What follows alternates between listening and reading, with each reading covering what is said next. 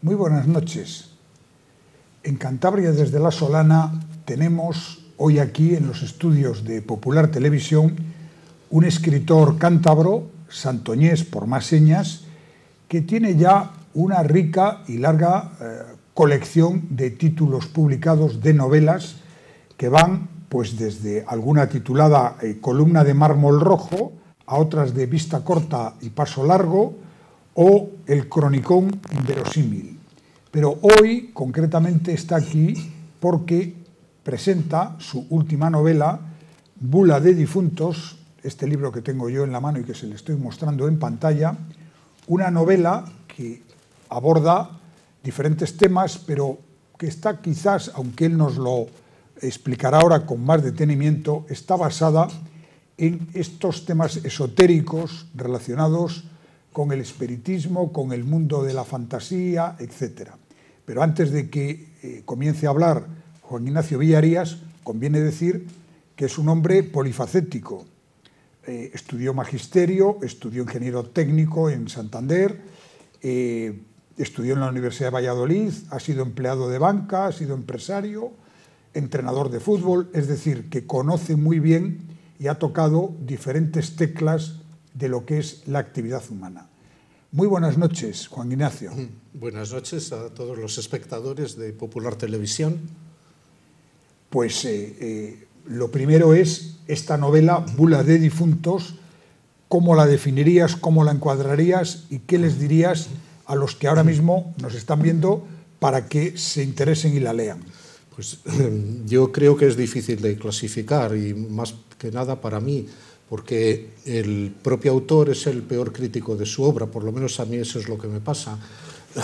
Entonces yo me atrevería a decir que es una novela, no se puede encasillar en un género, sino que abarca, en mi opinión, muchos de ellos. Es una novela actual, es urbana, contempla diferentes aspectos de la vida nacional actual, diferentes problemas actuales de los que hablan los personajes entre ellos. Es un poco, no sé si decir, de realismo mágico, algo gótica, a un tiempo es romántica.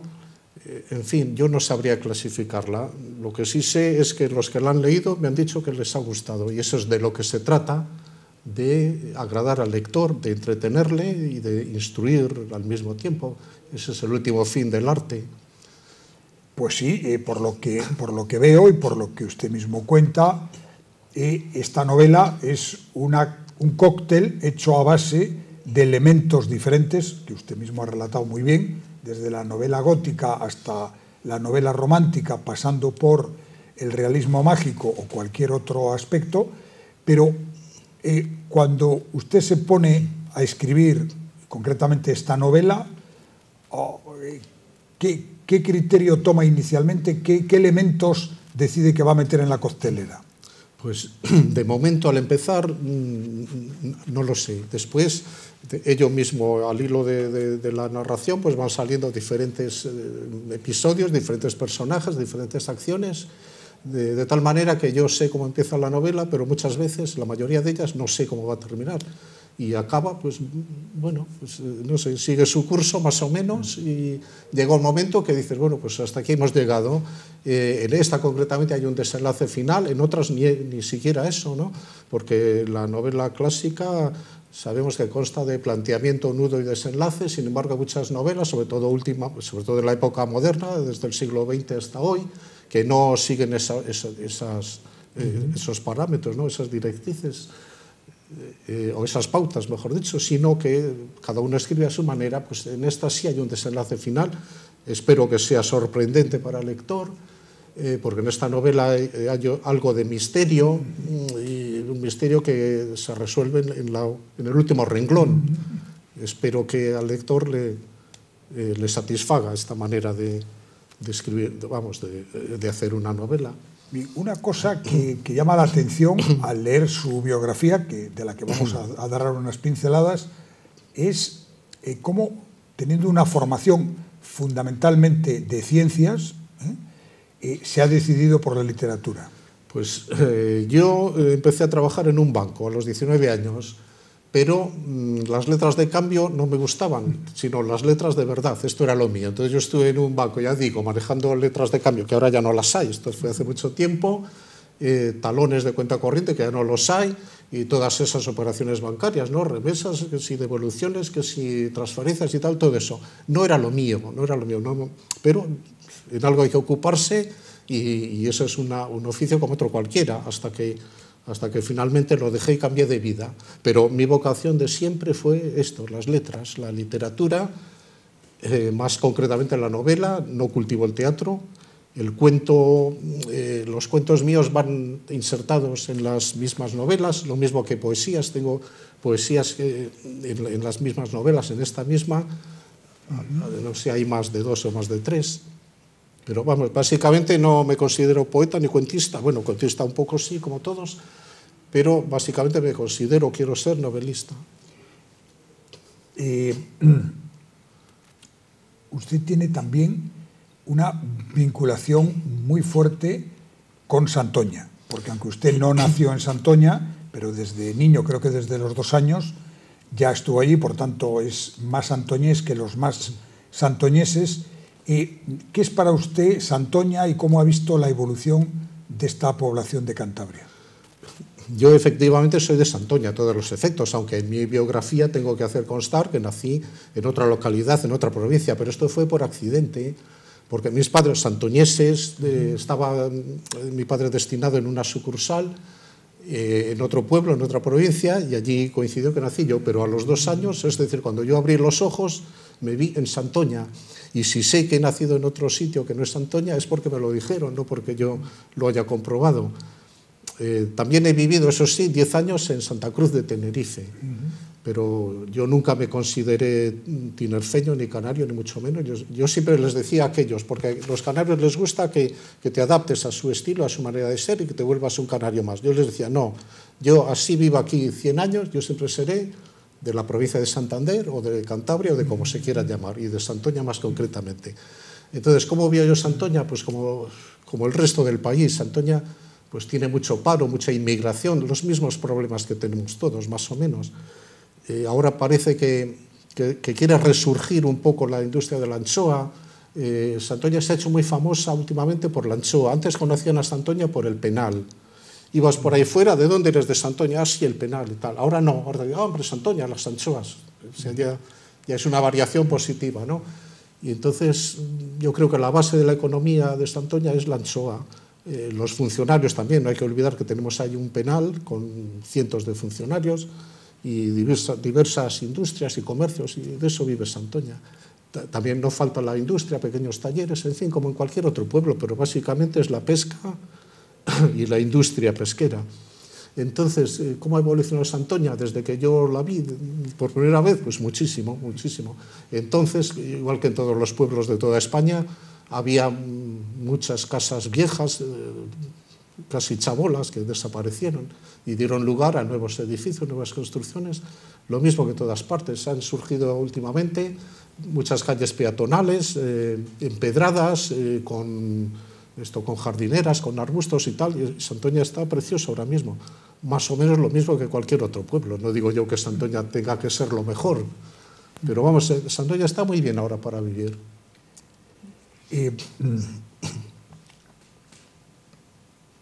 Vamos a ver, volvemos a lo que usted acaba de decir, que a mí me ha parecido un tema interesante para desarrollar. Usted cuenta su experiencia como empleado de banca cuando los bancos eran de otra manera, cuando había letras de cambio, cuando se cobraban talones. Ese mundo que usted conoce bien, ¿cómo lo ve ahora? ¿Cómo ve ese cambio, esa evolución en lo que ha sido el negocio bancario, incluso hasta que nos encontramos con que lo que parecía un negocio, digamos, estable, permanente, poco menos que inobjetable, inatacable, inundible, resulta que ahora pues hay bancos en dificultades, los beneficios ya no son lo que eran? ¿Cómo ve usted ese mundo? Siempre ha habido bancos en dificultades. Hace, no sé, 40 años, cuando yo empecé, no más, cuando yo empecé en el banco, había, pues yo que sé, multitud de bancos por todas partes. Aquí en Cantabria solo había uno. Pero en Asturias, por ejemplo, teníamos el Banco de Gijón, Banco Herrero, Banco Asturiano de Industria y Comercio, qué sé yo. O sea, había multitud de bancos por toda España y se han ido reduciendo y se han ido fusionando. ¿Por qué? Porque algunos no andaban bien. Los más pequeños no pueden competir con los grandes y acaban siendo absorbidos por estos, que es lo que ha pasado. Pero quiero decir que siempre ha habido bancos que andaban muy bien y otros que no andaban tan mal económicamente. Entonces ahora pues ocurre 3/4 de lo mismo, sobre todo las cajas de ahorros que se han reconvertido en bancos en regla, estaban gestionadas por políticos, pues ya sabes lo que pasa en estos casos, que si el enchufismo, que si el nepotismo y tal. Entonces estaban gestionadas por personas que no tenían esa grave responsabilidad que tiene el director de un banco comercial ante sus accionistas. Entonces, claro, pasa lo que pasa. O sea, una empresa pública no puede competir generalmente con una privada, y esto pasa en los bancos como pasa en todo. Entonces, al final, ¿qué pasó? Pues que estos bancos, estas cajas de ahorros se han tenido que fusionar entre ellas, han tenido que prescindir de injerencias políticas, digamos, han tenido que ser gestionadas por verdaderos profesionales y ahora están tratando de salir a flote. Y en cuanto a lo demás, la manera de la relación entre banco y cliente de antes con respecto a la de ahora, pues ha cambiado muchísimo totalmente, ¿no? Hasta tal punto de que ya no hace falta ni ir al banco, desde casa en el ordenador haces las operaciones. Pues, o sea, de tal manera que sobran sucursales y sobran empleados. Entonces los bancos ahora, para adaptarse, porque estamos en esto quizá como en todo, en un periodo de transformación, entonces el que no se transforma, el que no se renueva, está condenado a morir, eso lo hemos sabido desde siempre. Entonces los bancos están en una fase de renovación y les sobran sucursales y empleados por esto, porque las operaciones se hacen ya desde casa o desde el cajero automático, como mucho. En el Banco de Santander en Santoña éramos 11 o 12, y ahora entre el Santander y el Banesto, que se han fusionado, pues no sé si serán 6 o 7. Y tampoco les veo yo muy atareados, ¿no? A veces parece que estás en el ayuntamiento en vez de en el banco, dada la tranquilidad con que se toman el trabajo, lo cual antes no ocurría. Bueno, vamos a volver a su novela y a la literatura. Bueno, usted tiene, como hemos contado, esta es su última novela, pero tiene ya unas cuantas novelas, 7 novelas. Por tanto, no se está iniciando en este mundo de la literatura. Pero siempre los grandes autores han dicho que los escritores se forjan leyendo. ¿Cuáles han sido sus lecturas básicas? ¿Cuáles han sido los autores que de una u otra manera le han marcado para luego animarse a ser usted escritor? Eso sí es verdad. Para escribir hace falta leer mucho, pero mucho. O sea, estar todo el día leyendo, como quien dice, como el que quiere tocar al piano, todo el día tiene que estar practicando y no se puede dedicar a otra cosa prácticamente, horas y horas todos los días. Pues el oficio de escritor lo mismo. Yo desde bien pequeño cogí afición a la lectura y desde entonces he leído de todo, pero de todo en absoluto. Clásicos, modernos, más antiguos, desde el primer escritor griego conocido, Homero, que creo que fue, hasta la última novedad de ahora mismo. Tanto novelas españolas, que lo que leo principalmente es novela, como traducidas. En su idioma original solo soy capaz de leer en italiano. En otros idiomas en los que me defiendo tampoco soy capaz de leer una novela. Pero de todas esas lecturas, ¿qué autores no sabría decir, han sido los que más o menos le han sorprendido, le han iluminado, le han marcado un poco? No sabría decir, todos y ninguno. O sea, yo he leído novelas que me han entusiasmado y he leído novelas, verdaderos tostones, que las acabo de leer por no dejarlas, porque yo soy un lector tan ávido que soy capaz de leer cualquier cosa que se me presente. Pero ahora bien, decir qué autor me ha influido, no sabría decir, todos. Bueno, normalmente cuando un escritor tiene ya su último libro, publicado, impreso, en la calle, en las librerías, a disposición de los lectores, ya está pensando en el siguiente. Sí, es que tengo otras 4 más en espera de publicación.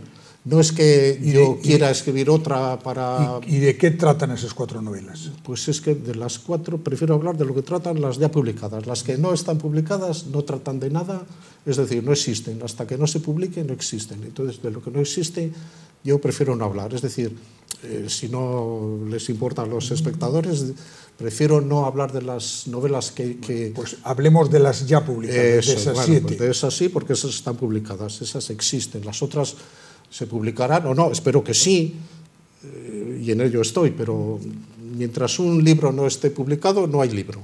Entonces, los que sí están son los que están publicados, por supuesto. Entonces, la primera que publiqué, no la primera que escribí, se llama Columna de mármol rojo y trata sobre la guerra civil aquí en esta provincia. Está basada en hechos históricos, pero no en personajes históricos. O sea, la editorial la incluyó dentro de su colección de novela histórica, pero yo no diría que es histórica, porque no aparecen personajes reales, ¿no? Únicamente contrafiguras de otros personajes o personajillos poco importantes. Entonces trata de una columna mixta, se llamaban así, las que se formaban a base de soldados de reemplazo y voluntarios, tanto en un bando como en el otro. Se llamaban columnas porque avanzaban en formación de columna. Y en Santoña se formó una. Santoña y toda la provincia quedó en poder de las autoridades de la República, en principio, ¿no? Entonces esta columna se dirigió al frente de Burgos, justo más o menos donde acaba la provincia, donde se juntan en el límite de las 2 provincias, ¿no?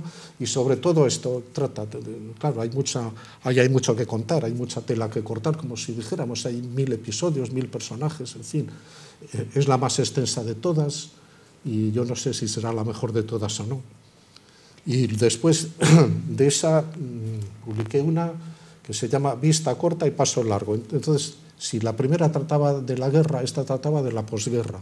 También aquí en estas montañas de Cantabria, con nombres reales de pueblos, pero sin guardar una relación geográfica. Es decir, yo elegí nombres sonoros de 4 o 5 sílabas y los situé por aquí y por allá. Entonces cualquiera que lo vea dirá, oye, pero si este pueblo no está al lado de este, bueno, a mí qué más me da, esto no es una guía turística, no es un libro de geografía, sino es una novela de ficción. Y ahí se trata de la guerrilla, digamos, de los maquis contra la Guardia Civil. De eso trata esa novela. Luego tengo otra que trata de la época de la transición política. Esta se llama El cronicón inverosímil, y una revista literaria la llegó a incluir entre las 10 o 12 mejores novelas publicadas en todo el año, lo cual a mí me sorprendió de tal manera que dije, ¿cómo es posible? ¿Cómo puede ser esta novela que apenas ha llamado la atención? Y me la incluyen aquí entre las mejores que el crítico ha leído. Claro, no las va a leer todas, tampoco, es imposible. En fin, es algo increíble, ni yo mismo me lo creo, pero ahí está. Después otra que se llama Almas de Cántaro. Esta está ambientada en Santoña, localizada en Santoña, porque otras no están localizadas, sino en ciudades o aldeas innominadas, ¿no? Pues esta sí, en los años 60 más o menos, que es cuando yo iba al instituto, en la que intervienen multitud de personajes locales. Muchos de los episodios son reales, pero claro, yo con otros nombres y presentándolos de otra manera. Entonces esta es la primera que escribí. Entonces, como toda primera novela que escribe un escritor, se basa en sus experiencias personales, ¿no? Porque hay muchos escritores que escriben una novela con mejor o peor fortuna, que nos cuenta su vida, por así decirlo, o lo que él ha vivido, aunque él no sea el protagonista o no haya intervenido directamente en todos esos episodios. Pues eso es lo que hice yo. Esta fue la primera que escribí, pero no la primera que publiqué. Entonces luego hay otra, o dejamos ya de hablar de todas. No, bueno, pero vamos a ver, en efecto ahí hay una larga trayectoria, sí. Y hay un asunto que sí me interesa y que creo que le puede interesar a nuestros espectadores, que es las dificultades que me consta existen para que un escritor, una vez que tiene terminada su obra, una novela, sí, un ensayo, un libro de poemas, los problemas para publicar.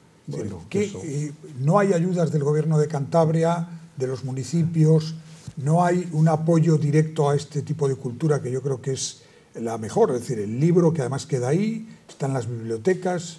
No las hay ni falta que hacen, porque es que no sería una ayuda efectiva. Es decir, si el ayuntamiento o la diputación o quien sea dice, pues yo te la publico y tal, sí, ya está, imprime un número de ejemplares, el que sea, y ahí están. Y con eso que hemos hecho nada, eso no es hacer nada. Es decir, una novela, para que esté realmente publicada, pues tiene que interesar a una editorial que se encargue de distribuirla y de promocionarla. Ese otro tipo de ayudas, ya digo, de nada sirven. Es como si la autopublica uno mismo. Es decir, yo también hay sociedades editoriales de autopublicación, que el autor la paga, imprime el número de ejemplares encargados y ahí los tienes. Bueno, ¿y ahora qué hago yo? O sea, eso no es publicar ni es nada. Desde luego las dificultades son muchas, hay que presentarla en las editoriales y buscar una que se interese por ellas, lo cual no es nada fácil.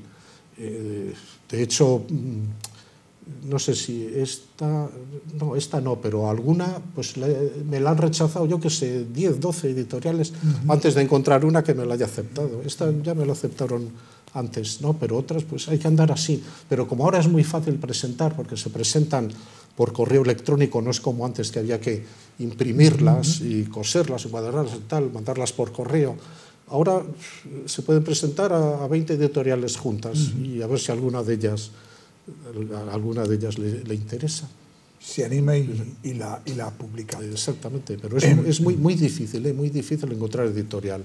Una editorial que se interese por uno, que invierta en una novela, pues es muy difícil, porque una editorial es una sociedad mercantil, especulativa, por tanto, entonces lo que toda sociedad mercantil busca son beneficios. Entonces,